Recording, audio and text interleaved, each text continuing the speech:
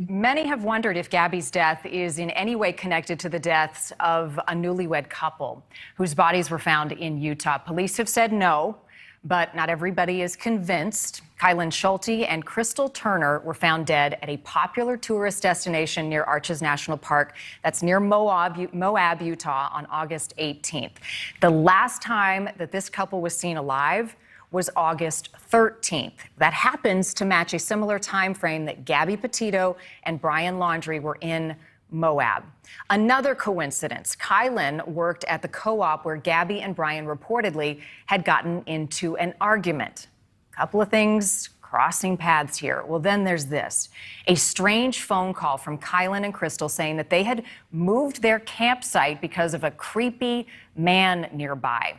Again, police have come out and they have said on numerous occasions that these cases are not connected. But there's a private investigator that's taking a second look. Jason Jensen is joining us live tonight.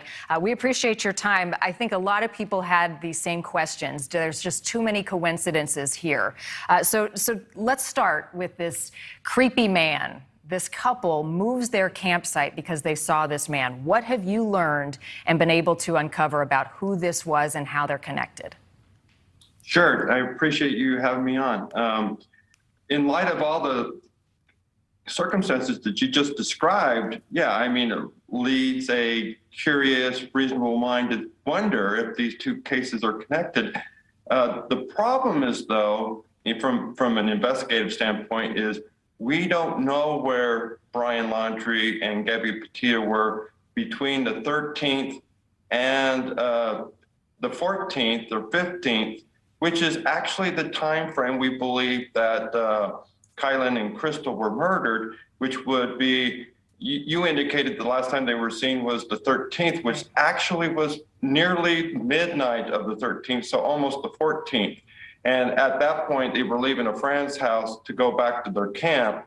And at that point, they hadn't been heard and were a no-call, no-show for work at 5:30 in the morning on the 15th, which was Sunday. So all of Saturday's in play that this could have happened to them. And what I would expect to happen in light of the police encounter that Gabby Petito and Brian Laundrie encountered on the 12th, that they were separated to be apart till the 13th, the next morning. So most people would probably pack up, Gabby would drive over to the Bowen Motel, pick up Brian, and they would leave town. So unless there's some kind of evidence to show that they were actually still in town on the 14th, I would expect they took off and were somewhere else in Utah. The timeline of all this, Jason, starts to get really complicated and trying to match up all of these dates. I want to focus on this creepy man that they called about. Has anybody else witnessed that behavior, saw that man? What have you been able to uncover? That's really who we're looking for. I mean, really, at the time of all of this, he was still their neighbor at this campsite, and they got a bad vibe from this guy. So we wonder who this guy is, and I don't think that there's a coincidence that somebody else is the murderer. I think it's really this creepy guy because they got bad vibes. And if you know anything about Kylan and Crystal, they were very down-to-earth people. They were not debutantes that somebody, would be beneath them. So it would take a lot for this guy to be creepy in their eyes. Did they describe him? I mean, other than being creepy, a description of what he looked like?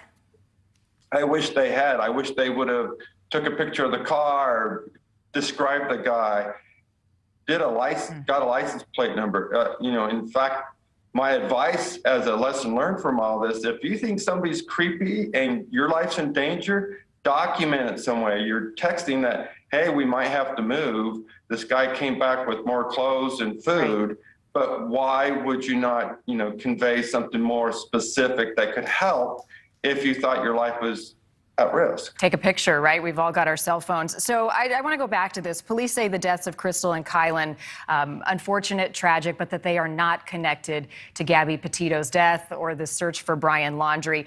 What is it particularly that you think there may be some connection that keeps having you come back to this one point?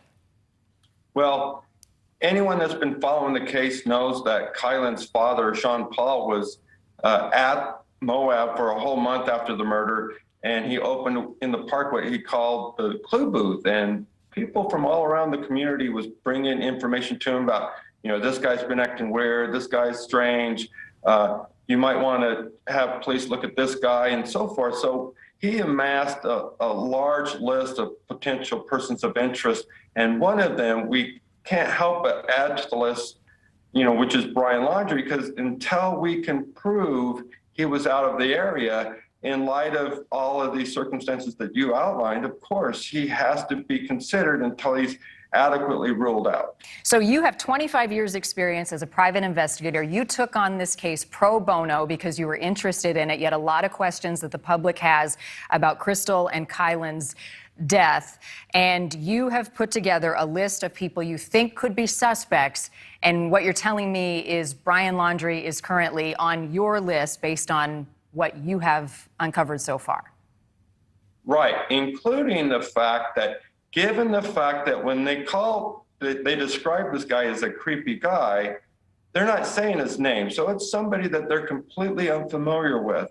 Obviously, somebody like a Brian Laundrie that's from out of town, they don't know who he is, so they don't know who to say is bothering them. So if it was somebody that they worked with or somebody that, they were neighbors with, they'd say, hey, Bob is bothering us, we're going to move or something. So clearly this is somebody that was giving them bad vibes that they were unfamiliar with that creeped them out. So clearly somebody that was staring at them or acting inappropriately.